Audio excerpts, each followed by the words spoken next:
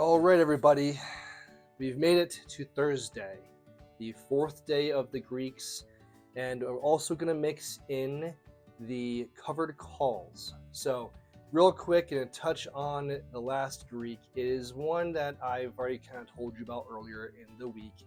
It's called Rho, R-H-O. And you might think, well, if it's not important and none of us are really going to care about it, why even bother? Well, you have to remember that options, the purpose is to obtain shares at a strategic way or level that it benefits you financially. So the point of calls is to expect the stock to rise, have a strike price you've bought into, the stock goes beyond that, you're assigned the shares at that lower price. Same with puts, okay? So the idea for options as far as buying and selling, or buying calls and puts, is to obtain those shares. Rho really doesn't have any oomph or any real purpose in obtaining those shares in a short-term period. Short-term, I mean, honestly, being like less than a year. Rho only changes by its number, which is a dollar amount, by the percent point of interest that the government has laid on the country, by that 1%. So if the 1% change goes up, you will get that percentage of money added to your premium, your profit, whatever you want to call that, right? But by 1% rise. And for this day and age, what we're living, we're not seeing large jumps in interest. In fact, we're trying to get them down, which then Rho isn't going to be effective at all. Rho actually gets smaller if interest rates go down. So it doesn't help right now. If you were in the 80s, then yeah, when you're seeing 13, 14% interest rates and they were fluctuating a lot, then yes, it could do something at that point, but it would be such a small amount. And the Rho only is effective really when you're, in the money, at the money. If you're farther away on either side, it's not going to matter much to you. Okay? So basically, for anyone that's not holding leaps, don't worry about Rho.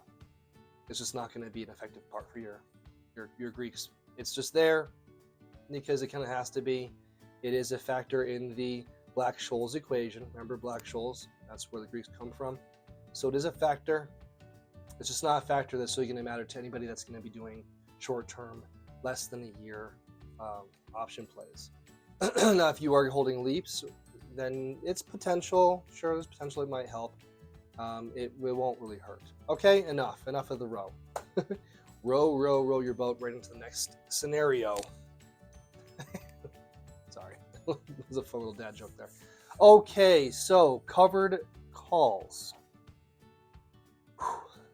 Okay, how to make this as concise as possible. I'm going to pull up the little notes here just so I can stay on pace. Again, the point of options is to obtain shares. At 100 shares, you can then offer those 100 shares per 100 shares. So if you have 500 shares, you have the potentials for 5 contracts out to the world to sell. Okay, you're selling the opportunity to buy your shares at a strike price that you pick. So you have your shares of GM, okay, and you have 100 shares of GM. You're in the money. You've made profit on them because you bought them at 40, right? And it's 50 now. So you're $10 per share above. So you want to hedge it. You want to go, GM might be topping out. It's kind of flattening. I want to make some money on my shares to kind of hedge a little bit of downside, right? Let's say it's going to 48. When you have a lot of shares, that little bit of dip does a lot, right? So if you can offer them for sale and gain a premium back by the holder, right, when they bought your call, then you're able to hedge against some losses on the downside. So if you're covering calls or selling calls, or I guess selling a right, they also, it's a weird wording. The idea is that you're selling a call option. Okay, it's confusing for like the person doing it, because you're like, oh wait, I buy calls, but I'm selling a call. Yes, if you have 100 shares or more and you want to sell calls on them, you gain a premium by holding that option for sale to the expiration point. If that stock has stayed below the strike price that you have chosen for your sale, the premium you've gained, and it tells you beforehand, the premium you gained over that time frame, you keep. And then you also keep your shares, because just in the reverse, right? If I bought a call and I want shares and the market did not let me get them because they stayed below the price, I lose my premium, right? We do all the time. I bought a call, stock goes down, I lose premium. That premium loss goes to the seller. Woo. So that's how this works. So that's why you get a premium for not meeting the strike price of your covered call. Okay, so think of it this way: you have your stock price here at 50. You choose a strike price of 55. Okay, at 55 or below, your covered call is still good. You keep your shares and you keep the premium of whatever's in between that. If it goes down beyond that, golden, you're great, don't worry about it. If it goes up, you lost a premium that you would have gained, okay? And then if you, the seller of the call option, want to exercise it, now I'm not really sure why you would do this, to be honest. If it was me and I noticed it was gonna go beyond and it wasn't gonna work out for me, I wouldn't want to sell my shares at a loss, because I'm gonna be promising that seller that they can buy the shares from me at the lower strike price if the stock is above that, right? So I would have made more money by just holding on to my stocks and selling them up higher. So really, you're just going to close out the contract early, just like we do when we buy calls and buy puts, right? You're in the money, you got 20, 30, 40, 50%, you sell them off. Keep your profit, and we don't get the shares. Because a lot of us don't want the shares. We just want to play for the profits, right? That's kind of the game. That's the game, name of the game here. So if you want to get those shares, you would buy a call or buy a put, get in the money, let it expire, or be assigned, exercise the option, whatever you want to call it, right?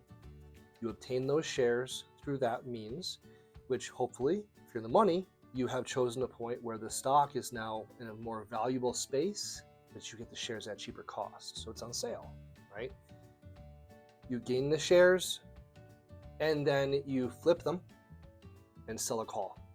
So there's a wheel strategy here. Wheel, W-H-E-E-L, wheel strategy, where you would put out, buy out, you obtain at a cheaper cost, you flip it for the calls, covered calls. All right, that's pretty much it. That's how it goes. Now, tomorrow I'll make a quick video on selling puts. It's a different strategy on obtaining shares. Again, same idea, but you're basically fronting the money up front. So you need a lot of capital if you're going to be going into buying or selling puts, right? So if you're selling puts, you need a lot of money up front, because you need to have this in a like an escrow of sense.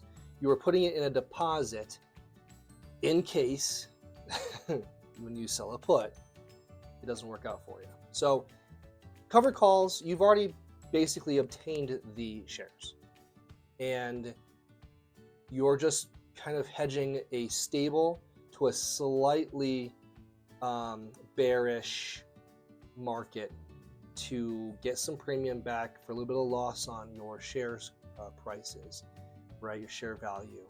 And then if it gets assigned, then at the very worst, you sold off 100 shares per contract to the strike price that you have chosen, and didn't work out in your favor, right? So it's not, it could be worse, right? Buying calls and buying puts, you could lose that entire premium, which is hundreds sometimes, right? So yeah, so it's a limited upside, because you're only going to get 30, 40, 50 bucks. You can get more premium on your covered calls, the more expensive your option values are, right?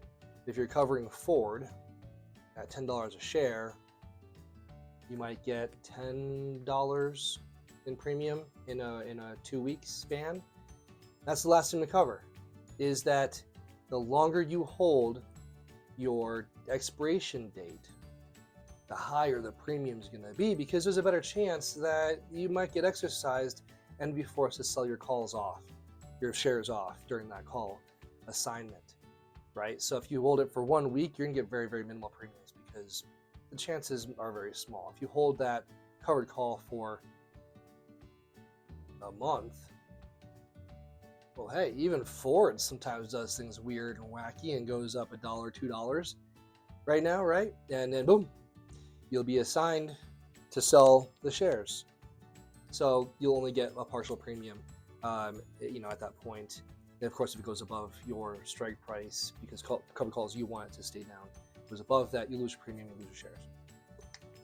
Boom. All right. It's a little bit longer than I wanted. I kind of got rambling in there, but it's an interesting one to talk about. But you need to have capital to purchase somehow 100 shares, okay, per contract to cover call. All right, I guess that's it. Yeah. All right, I'll see you at the Discord. Sorry for that pause at the end. Been a busy day, and I'll get better at this. I'm just working into things here. All right, see you in the Discord. And we'll have one more video tomorrow to finish out my week. I hope it's been good for everybody. All right. We'll see you in there. Don't forget to chat and ask questions. Ask about the courses. I've got discount codes for you for the courses.